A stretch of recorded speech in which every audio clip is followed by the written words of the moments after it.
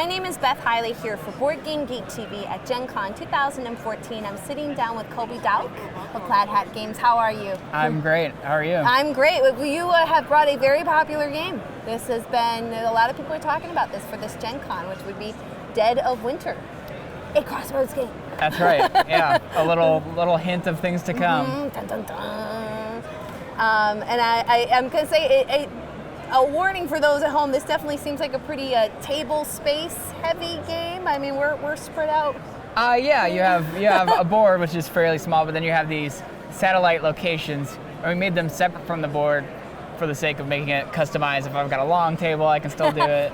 So that is really smart thinking though, because how often do you have a long skinny table or a big square table? Right. And especially at a convention. I just, on behalf of all game players out there, I just want to say thank you for thinking of that. I think it was actually our graphic designer's idea. So okay, well, thank you, graphic designer. I will accept the credit on his behalf. Yeah, that's fine, All right, so if you go by or go sit down at a demo copy of Dead of Winter, yes. What are we doing? Who are we fighting? So how do we win?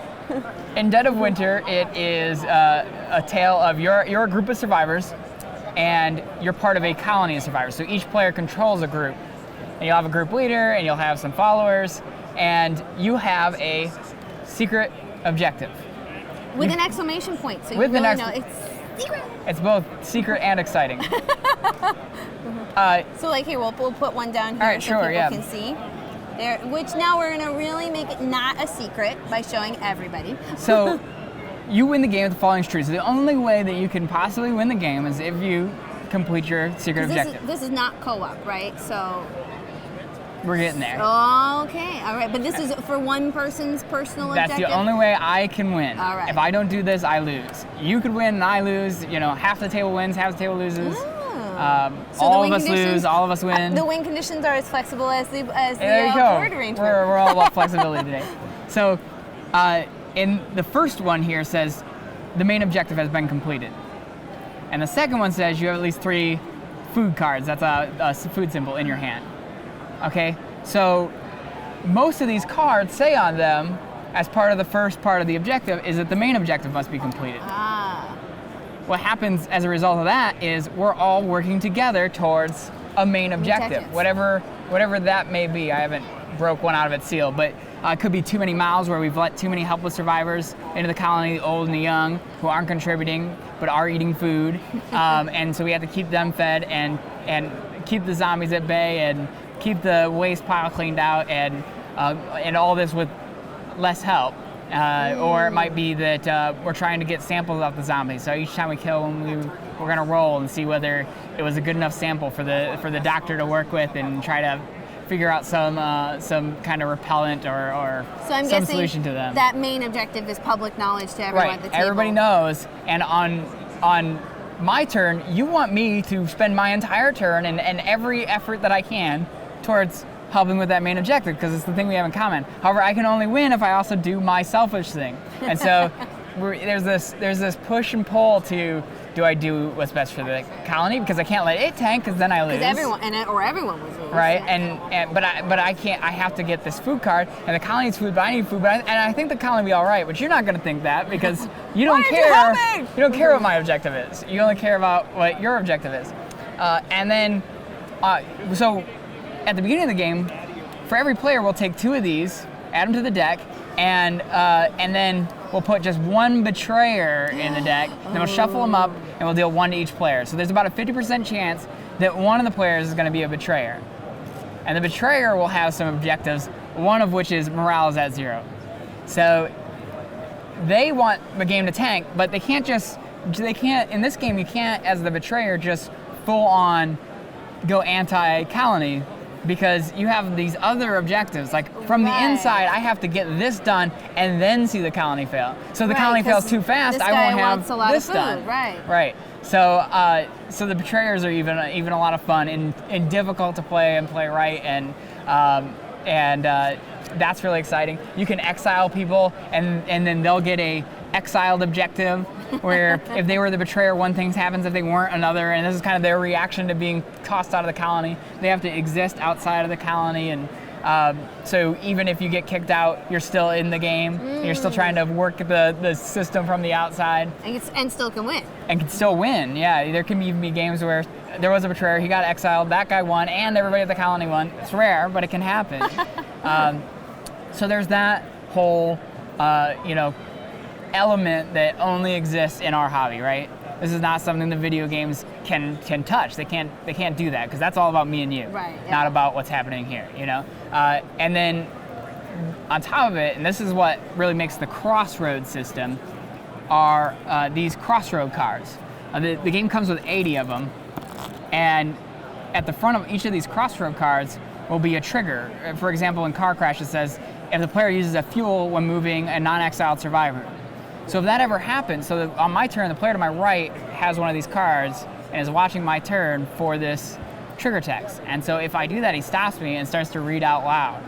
And it's this tense, fun, story element. And as you're reading, like you're either becoming more and more horrified or more hopeful. All right, well, here, we'll just give an example here. So your headlights cut through the darkness, random snowflakes scuttling by on bitter wind. Excellent vocabulary choices.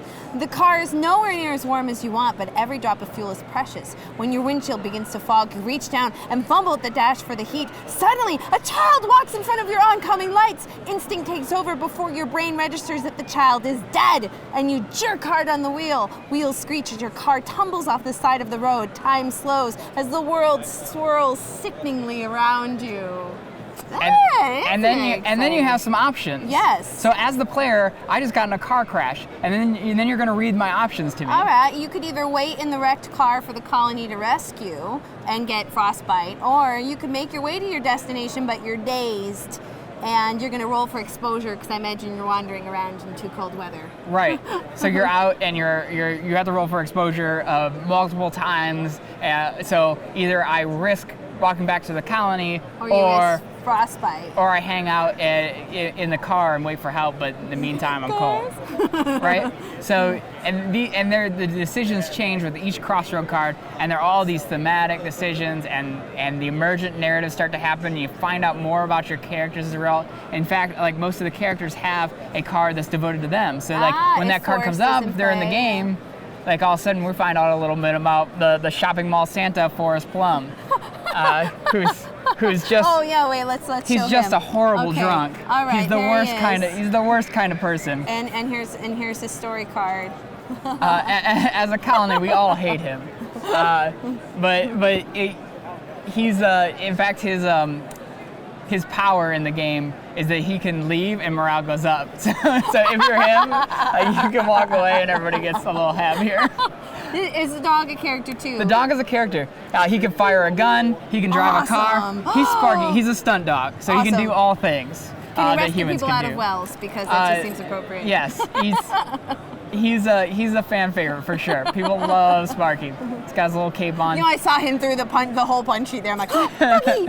Yeah, he's a lot of fun. It's a lot of fun because he's the only animal in the game. And so much of the storylines revolve around humans. So he takes on this very human-like quality, I had the betrayer objective obsessed, and my group leader was obsessed with my follower, and it's like, and Sparky comes into that and is like this very human interaction, right? But it's a dog, and so it's like this levity, but it's also gives a lot of character to Sparky. There's a lot of fun things like that come out of, the shopping mall Santa or the dog. So, you might get questioned why have silly stuff in a serious game? Like you read the car crash and it can be kind of intense, yes. but it's so good at helping tell a story because it's these bright, points of and it works. I mean, that's the only way I can really describe it well. Is it totally works. Well, why don't you actually grab some of the zombies out of the box there, because you do have. Yeah, I already have these guys on standees, but.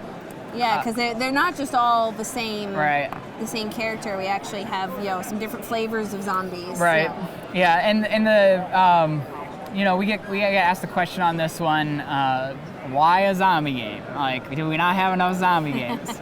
And the answer is this game is not so much about the zombies. This game is about the people, and the zombies are just this, there's just this ever-present threat, but the story revolves around the people, revolves around keeping people fed, it revolves around interpersonal relationships, it revolves around, survival situations, like what as a person, like what's the test of my mettle as a person. So the zombies are just a threat that we all know, what they mean and what they represent. So they're not the star of the show in this one. So these guys are crisis cards, and the way they work is you need a certain type of item in order to pass them, and if they fail, something bad happens. And they come out every round, and they just represent more crap that's going on that you need to deal with as part of being It's a technical term. being a part of the end of the world. And so players like communitively contribute to these, and you can even like sing in cards that don't belong to try to tank it. But yeah, they're just another one of those things where we're spread so thin, and I needed this medicine, but we need it for this, and so at its heart, it's got that co-op kind of game engine where there's all these plates in the air and spinning, and this is just one of the ways that those exist, and one of the ways that the betrayer can fool around with the colony. Have a lot of fun. How many players does this do? This plays up to 5 players, 2 to 5. And then what do you think with a bigger amount of players? How long do you think a game would take you from start to finish?